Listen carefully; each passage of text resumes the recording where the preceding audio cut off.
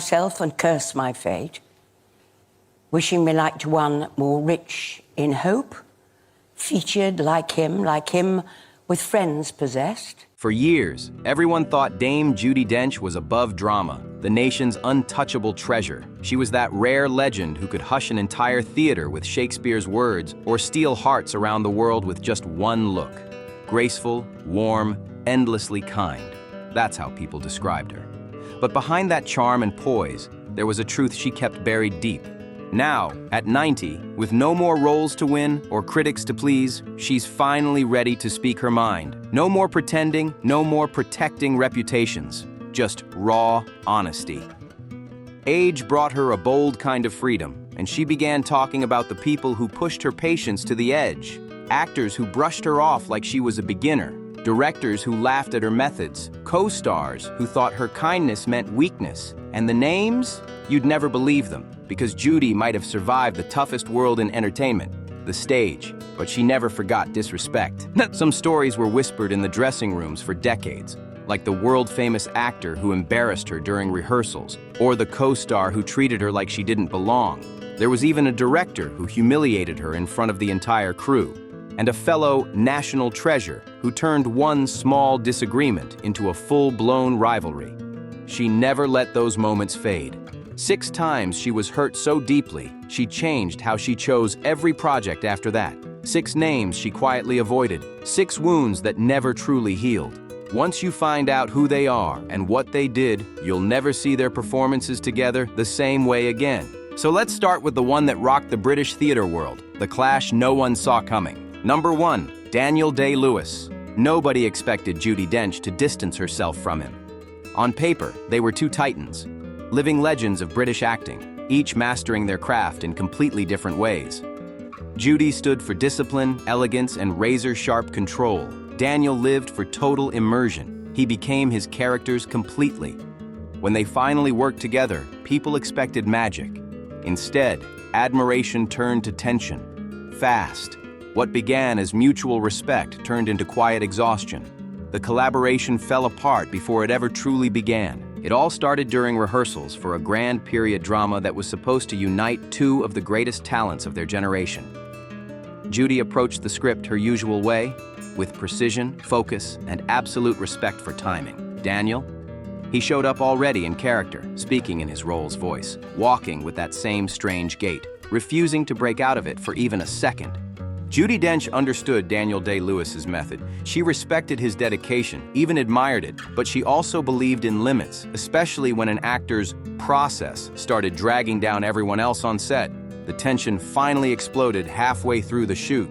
One morning, Dench walked in, calm and professional as always, greeting the crew with her usual warmth. But Daniel, still lost inside his character, didn't even look at her. He was pacing alone in the corner, completely detached. When Judi tried to offer a small idea for a shared scene, he didn't answer her. He answered the fictional version of her character. It wasn't quirky or charming, it was straight up cold. The whole room went silent, shocked at how he had just dismissed her like that in front of everyone. From that day on, things changed for good. Judi found herself acting opposite a man who only seemed to see her when the cameras were rolling. Once they yelled, "Cut," she was invisible. She tried to keep things smooth, but every scene became heavier. Every moment more tense. Crew members whispered about the chill in the air, watching Dench stand quietly, hands clasped, waiting for Daniel to step out of his trance. A pause that never came. Then came the breaking point. A deeply emotional scene that demanded perfect timing and trust. Judi wanted a quick discussion about pacing before filming, a simple talk between 2 professionals, but Daniel refused. He said truth only came in the heat of the take. That was it. Her patience hit the wall. She kept her composure, but inside, she was done. To Judi Dench, real art was built on trust and teamwork. This wasn't teamwork. It was isolation dressed up as brilliance. After the project wrapped, she never badmouthed him. She still praised his talent, his control, his absolute commitment. But behind closed doors, she made a quiet vow. Never again would she work in an environment ruled by someone else's extremes. With Daniel Day-Lewis, the genius was undeniable, but so was the price. Number 2, Maggie Smith. To the public, Judi Dench and Maggie Smith looked inseparable. Two icons, side by side, two British legends whose laughter lit up every photo. But inside the theater world, whispers told a different story. A single moment that cracked a friendship that had lasted for decades. It went down in the late 1980s, during rehearsals for a major West End production that everyone expected to be flawless. The hype was huge. Dench and Smith together meant guaranteed perfection. But behind those grand velvet curtains, something unexpected happened. And it left a mark Judi Dench never completely erased. Their chemistry had always been electric, quick, witty, effortless. On stage, Judi Dench and Maggie Smith were pure magic together. But as rehearsals for that West End show dragged on, something started to shift. Maggie, weighed down by endless press attention and an exhausting schedule, grew sharper. Her patience wore thin.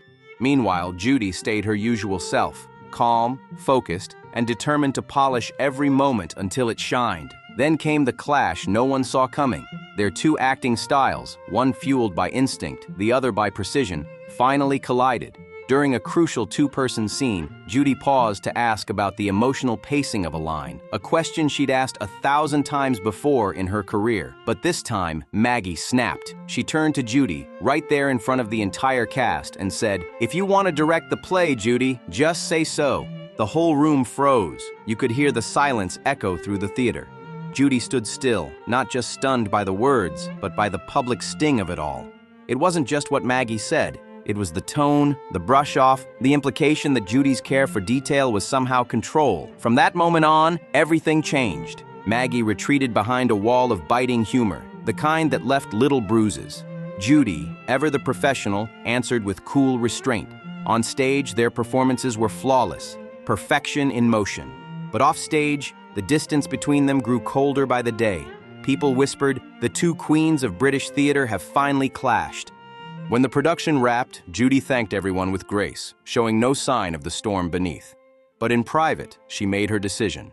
She would never again seek a project that placed her and Maggie side by side. In interviews, she still spoke of her with warmth, even respect, but the affection that once flowed so easily was gone. The world saw friendship. Judi remembered the moment respect slipped away. Number 3. Kenneth Branagh. No one expected Kenneth Branagh to end up on Judi Dench's secret never again list. To the public, they were a dream team, Britain's golden duo, mentor and protege bound by Shakespeare himself. Together, they'd reignited the fire of classical theater, dazzling audiences across generations. But behind the admiration was tension, a quiet break that no one outside the theater walls ever saw. At the height of Branagh's rise in the early 1990s, something cracked between them. Back then, Kenneth absolutely revered Judi.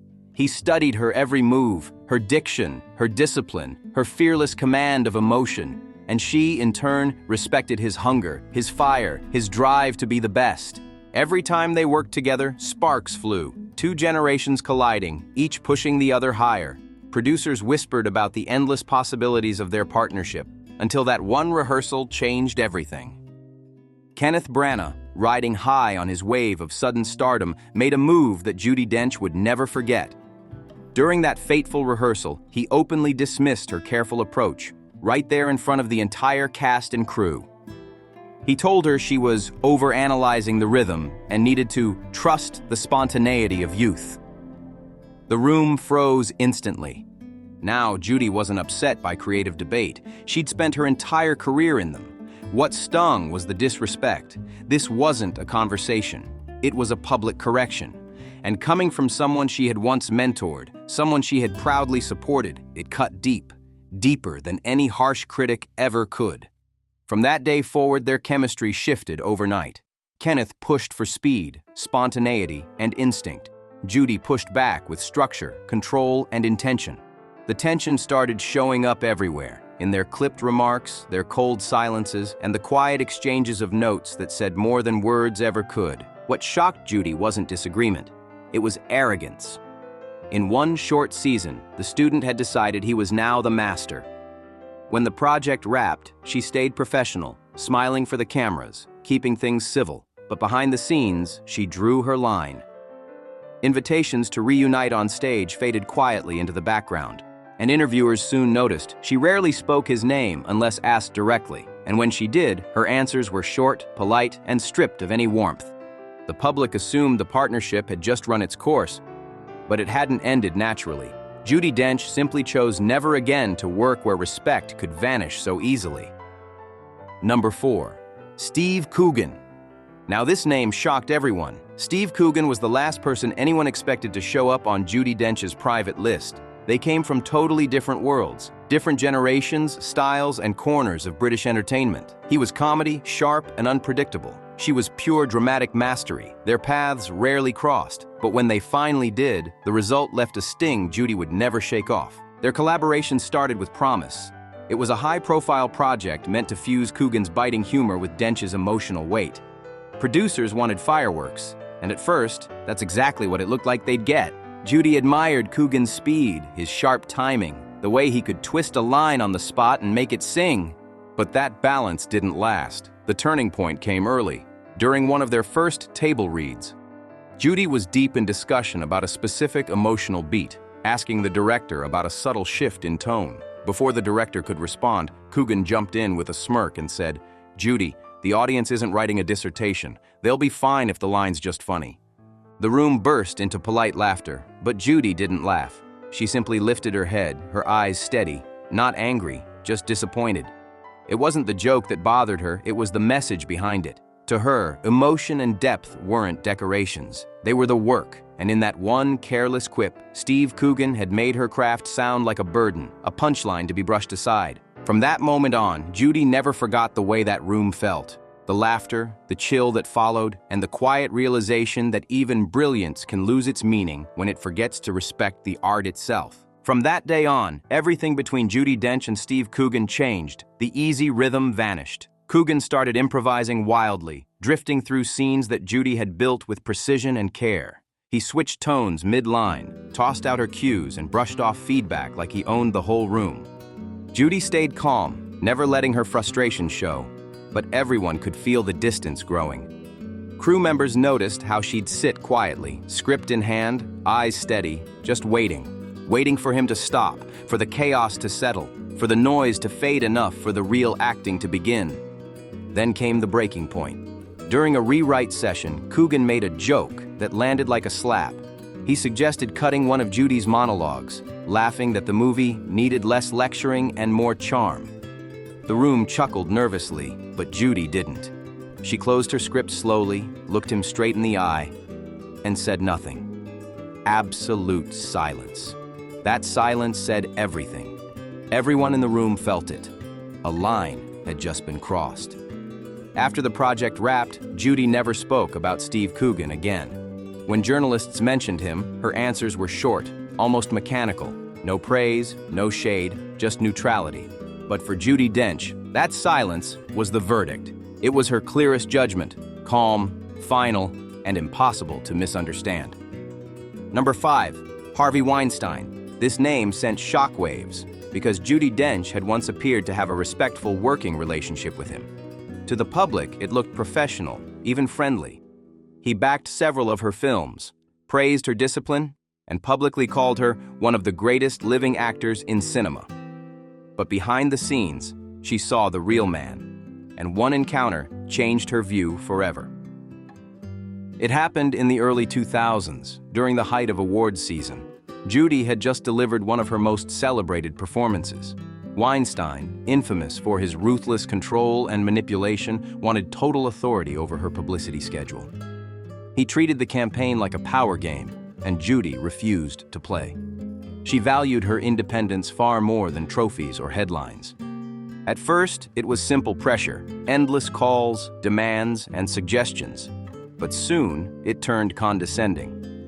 He started talking down to her, as if she was one of his new discoveries, instead of a legend in her own right. The tension built until the moment everything changed. During a private meeting in his office, Judi calmly questioned one of his campaign tactics, one that twisted the meaning of her performance. Weinstein leaned back, gave a smug little grin, and said, "Judi, leave the thinking to us. You just show up." She froze, not out of fear, but sheer disbelief. His tone wasn't loud, but it dripped with arrogance, a type of power play she had rarely faced in her entire career. And in that instant, everything clicked. This wasn't about publicity at all. It was about control. He assumed she'd bend, just like everyone else had before her. But he was wrong, completely wrong. Judi didn't argue, didn't raise her voice, didn't give him the satisfaction of a fight. She simply stood up, walked out, and made a quiet, irreversible decision. Never again would she let someone like that dictate her worth or her work. From that moment on, Judi Dench quietly locked the door on Harvey Weinstein, both figuratively and professionally. She began limiting his access, turning down multiple offers, and setting firm, unbreakable boundaries for any future dealings. Insiders later revealed that Judi was one of the very few people who never allowed him to intimidate her. She handled him with icy calm, giving only the bare minimum professionalism, nothing more, nothing less. Years later, when the world was shaken by the flood of allegations against him, Judi expressed shock in interviews, keeping her public response measured. But privately, her thoughts were far simpler. She had seen enough in that single meeting to understand exactly what kind of darkness people had been whispering about for years. She didn't need headlines to confirm it. She never worked closely with him again and never allowed anyone to speak to her with that same tone, ever. For Judi Dench, disrespect was unforgettable, but with Weinstein, it was unforgivable. Number 6, Richard Eyre. Now here's a name that surprises everyone. Richard Eyre, one of Britain's most respected theater directors. Known for his intelligence, refinement, and absolute command of the stage, he was a man of structure and prestige. Together, he and Judi Dench created performances that critics still reference today as some of the best in modern British theater. But behind that artistic brilliance was a quiet storm, a clash so sharp it ended one of the most celebrated creative partnerships in British stage history. It happened in the late 1990s during a major London production that demanded perfection. Judi came in fully prepared, grounded, and emotionally connected to her role, ready to bring the story to life. But Richard Eyre approached things differently. His process was all about control. Every pause, every gesture, every emotional beat was mapped out before rehearsals even began. For some actors, that level of structure felt safe. For Judi, it felt like a cage. The tension grew quietly until one private rehearsal pushed everything to the edge. Judi, ever thoughtful, suggested a small change, a shift in pacing that could give a key monologue more emotional weight. But instead of discussion, Richard shut her down completely. He didn't question it, didn't explore it. He just said flatly, "Just follow the map, Judi." The words weren't shouted, but they hit hard, cold, final, dismissive. Judi froze, not because he disagreed, but because he had spoken to her like she was some rookie still trying to earn her place. This was Dame Judi Dench, a woman who had carried some of the greatest roles in British history. And in that moment, she felt reduced to a prop. From then on, rehearsals became a quiet battlefield, a tug of war between control and emotion. Judi searched for honesty and truth in every beat, while Eyre insisted on precision and symmetry. There were no explosions, no shouting, just an undercurrent of tension everyone on set could feel. Crew members later recalled seeing Judi standing still after note sessions, holding her script tightly against her chest, as if deciding how much more of herself she was willing to give to a vision that no longer felt like hers. When the production finally ended, critics raved about the show, calling it flawless. But Judi had already made her choice. She was done. No public fallout, no bitter words, just quiet distance. Years later, when interviewers brought up Richard Eyre, her tone was cool and perfectly polite, all professionalism, zero affection. The world remembered their partnership as a golden era of theater. Judi remembered something very different, the exact moment she was made to feel like an outsider in her own craft. 6 names, 6 collisions, 6 unforgettable moments that shaped the hidden world of a woman everyone believed was unshakable. Judi Dench, the icon of grace, the queen of discipline, the master of quiet power, built her legacy on respect and unwavering professionalism. But even she wasn't immune to ego, arrogance, or the sting of disrespect that lingers long after the curtain falls. Behind that polished smile lived memories that never softened, and a clarity that only sharpened with age. Kenneth Branagh, the protege who let fame outgrow his humility. Daniel Day-Lewis, the method actor who shut her out completely. Maggie Smith, the dear friend whose public outburst carved a lasting scar. Steve Coogan, the comedian who turned her craft into a punchline. Then came Harvey Weinstein, the producer who believed control meant power, and Richard Eyre, the director who treated her instincts like interruptions instead of inspiration. Each one left a mark. Some moments stung with disappointment, others cut deep, but none were ever forgotten. For Judi Dench, professionalism was simple and sacred. You came prepared, you showed respect, and you valued the people you worked with. But when someone crossed the line, she didn't argue, she didn't dwell. She simply closed the door and never looked back. To the public, she was warmth and wit, Britain's beloved treasure with endless patience. But behind the scenes, she was steel wrapped in elegance. She guarded her craft fiercely, refusing to let anyone treat it lightly. Once that respect was broken, even once, there was no second chance. These 6 stories aren't about scandal or gossip. They're about boundaries, self-respect, and the quiet cost of standing tall in an industry built on egos. Judi Dench never needed revenge or noise. Her silence was her power. Now that the names are out and the truth is clear, the question's on you. Which of these 6 shocked you the most? And do you think Judi Dench was right to walk away each time? Drop your thoughts below in the comments. We want to know what you think. Don't forget to like, subscribe, and turn on notifications for more deep dives into the untold stories of Hollywood's biggest legends. Thanks for watching, and we'll see you in the next video.